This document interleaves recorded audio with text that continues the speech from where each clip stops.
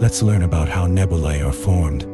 Imagine you have a big cosmic cloud filled with tiny specks of glitter floating around. That's a bit like how nebulae form, but instead of glitter, they're made of gas and dust scattered throughout space. Nebulae are born from the remnants of dying stars, or the leftovers from when new stars are being born. Just like how a baker uses flour and water to make dough, stars are like the cosmic bakers, mixing together gas and dust to create nebulae. Now think about how raindrops gather in a cloud before falling to the ground as rain.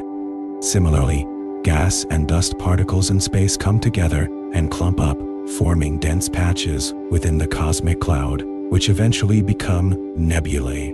What's really fascinating is that within these nebulae, gravity starts pulling the gas and dust together even more tightly, just like how magnets attract each other. Eventually, these clumps of gas and dust collapse under their gravity, igniting new stars and planets. So, nebulae are like cosmic clouds where stars are born or die, and they're formed from the swirling mixture of gas and dust in space, coming together like raindrops in a cloud or ingredients in dough. They're the beautiful nurseries and graveyards of stars in the vastness of the universe.